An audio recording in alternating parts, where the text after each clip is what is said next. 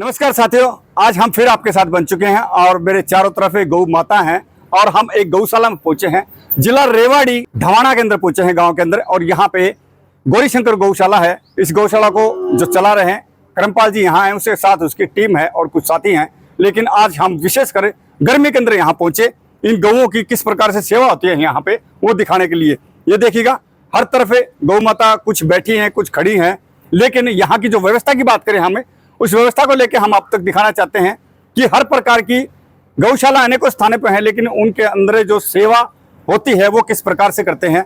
अभी गर्मी के समय में यहाँ टीन सेट के नीचे ये गौ मैया बैठी हैं, लेकिन यहाँ किसी प्रकार की कोई गर्मी नहीं है। मेरी लेफ्ट साइड आप देखेंगे, इधर नेट लगा रखा है, वो गर्मी की जो गर्म हवा आती है उसको रोकने के लिए। इस साइड पहाड़ी है, इसी के साथ ऊपर टीन पे पंखों की व्यवस्था कर रखी है। इसी के सामने हम दिखाना चाहेंगे, इधर कूलर लगा रखे हैं और कूलर भी जो हैवी कूलर है वो कूलर यूज कर रखे हैं गौ माता के लिए। वो कूलर यूज कर रखे हैं जो हैवी क्वालिटी के होते हैं। यहाँ हम सेवा की बात करें, इस गांव के जो युवा साथी हैं वो दिन रात कड़ी मेहनत करमपाल जी के साथ करके इन गौ माता की सेवा करते हैं। हमारे हिंदू धर्म के अंदर इसको गौ माता का दर्जा दिया गया है। हम हमारी माता की सेवा करते हैं, उसी प्रकार से यहाँ पे इस गांव के बच्चे और करमपाल जी यहाँ सेवा करते हैं। और आज इस मौके पे हम यहाँ पहुंचे और कुछ साथी बाहर से आए हुए हैं जो गौ माता से जुड़े हुए हैं। हम उनसे भी आपको मिलवाएंगे, उनका क्या कहना है। और यहाँ हर प्रकार की गौ हैं, कुछ गौ माताओं ने बच्चे दे रखे हैं और कुछ गौ माता वृद्धावस्था में है, वो भी हैं। लेकिन सेवा की किसी प्रकार की कोई कमी नहीं है। हम एक बात और कहना चाहेंगे आपको, जितने भी दानी साथी हैं वो विशेष करके सुने। गौ माता का जो दान करते हैं आप दिन प्रतिदिन, उसके अंदर एक चीज का विशेष ध्यान रखें, यहाँ वही दान करें जो अच्छा हो। भाई जैसे कि आप यहाँ कड़वी देते हैं तो कड़वी खराब न हो, ताकि ये गौ माता बीमार न हो उसको खा के। तो शुद्ध और अच्छी यहाँ पे कड़वी दें, और जो तूड़ी देते हैं वो भी अच्छी दे।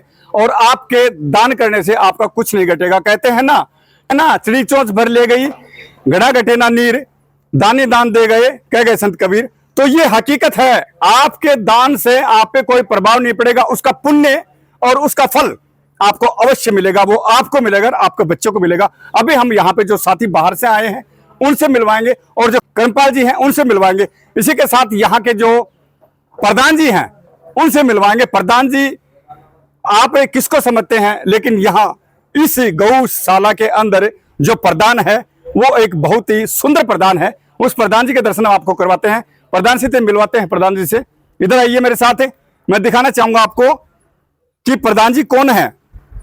और आप देखेंगे उस प्रधान जी को, बिल्कुल मजे से बैठे हैं। ये देखिएगा, ये है प्रधान जी, इनका नाम प्रधान जी रखा है यहाँ करमपाल जी ने। ये देखिएगा, और बहुत बिल्कुल शरीफ हैं, ये कुछ नहीं कहते।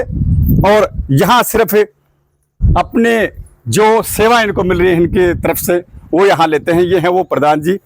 ये देखिएगा, ये सिर किस लिए हिला रहा है मैं बताता हूँ आपको। ये खुजली करवाने के लिए सिर अपना हिला रहा है। तो अभी हम आपको उस टीम से मिलवाते हैं जो साथी यहाँ पहुंचे उनसे, और करमपाल को।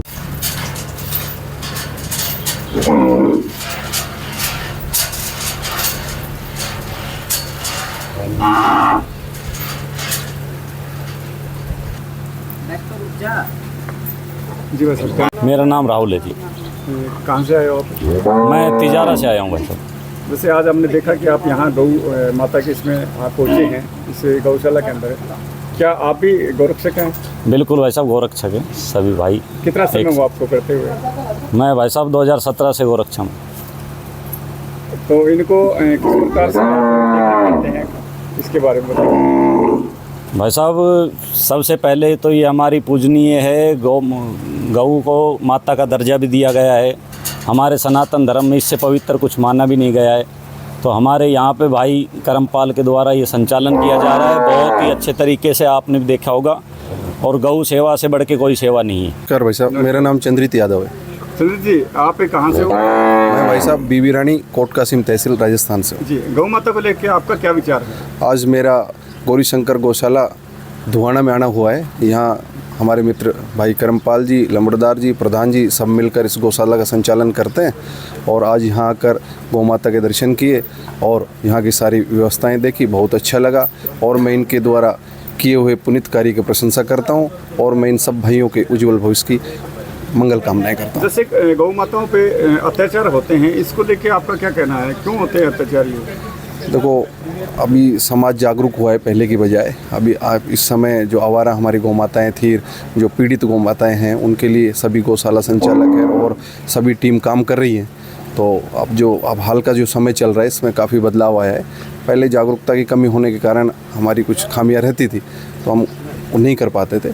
अब सारा समाज गौ माता के प्रति जागरूक है। तो गौशाला हैं तकरीबन गाँवों में भी हैं या इसके अलावा शहरों में भी हैं जी। इन गौशालाओं को चलाने की हमें ज़रूरत क्यों पड़ी? सबसे पहले भाई साहब, मैं अपनी टीम को, आपके चैनल को देखने वाले सभी व्यूअर्स को नमस्कार करता हूँ। जय गौ माता की। भाई साहब, ये मुहिम भाई करमपाल अपने गांव में लेके आए थे, तो इसके साथ हम इसके जितने सहयोगी हैं, जितना हमसे बन पाता है उतना हम सहयोग करते हैं। और इनकी टीमें हैं जो बहुत अच्छा गौरक्षक का प्रयास कर रही हैं और अग्रसर भी हैं। जो भी हमसे बन पाती है वो इनकी मदद में हम करते रहेंगे। ज़रूरत क्यों पड़ी हमें गौ ये धर्म संस्कृति को अगर बचाना है तो भाई साहब के नाम से हमें ज़मीन सतर पे उतरना पड़ेगा। और गौ माता जो हमारी संस्कृति से जुड़ी हुई है, यहाँ से हम शुरुआत करेंगे। ऐसा है जी, छोटा बच्चा होता है, उसमें अपराध को संस्कार ही रोक सकते हैं, सरकार नहीं रोक सकती है। तो इस चीज़ के जुड़ने के लिए हम गौ माता से जुड़ेंगे तो हम अपने सिस्टम को मजबूत कर पाएंगे और अपने धर्म को इसलिए बचा पाएंगे। हमें ज़रूर हथियार उठाने चाहिए या हमें आवाज़ उठानी चाहिए, जो दोनों बातें भाई करमपाल कर रहे हैं और हम इसके सहयोग में फुल भागीदार हैं। करमपाल जी, इस गौशाला को आपकी निगरानी में गौशाला चलाई गई है, इसके अंदर गांव में आपने क्यों से सोचा कि मैं गौ माता की सेवा करूं? काफ़ी समय से मोनू भाई के साथ जुड़े थे जी। उसके बाद इस मोनू भाई रात को नक्के वाक्के लगाता था, रोड पे गायों को बचाते था, तो उसको देख के थोड़ा हमारा जुनून और खून उबाल में आया कि भाई हमें भी गौ सेवा और गोरक्षा करनी चाहिए।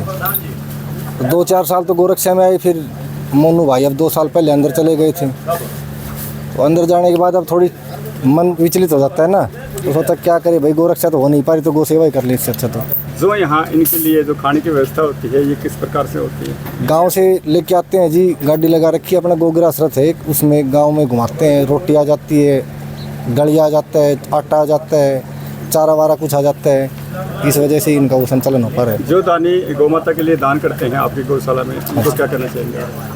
ये उनकी वजह से तो हो रहा है जी। इतना कुछ आज 15-20 लाख रुपए लगा रखे हैं, तो न तो मेरे घर से लगे न किसी भाई के, सब साथियों की मदद से और सहयोग से लग रहे हैं। कब तक आप गौ माता की सेवा करना चाहेंगे? बस जब तक जान है तब तक करेंगे जी। और अपने जो संस्कार हैं सेवा वाले, वो बच्चों में डालेंगे कि हमारे मरने के बाद बच्चे भी इस लाइन में हैं। आपके साथ कितने सदस्य जुड़े हैं आपके गांव से जो यहाँ देख रेख करते हैं? गांव से जी काफ़ी सदस्य जुड़े हैं।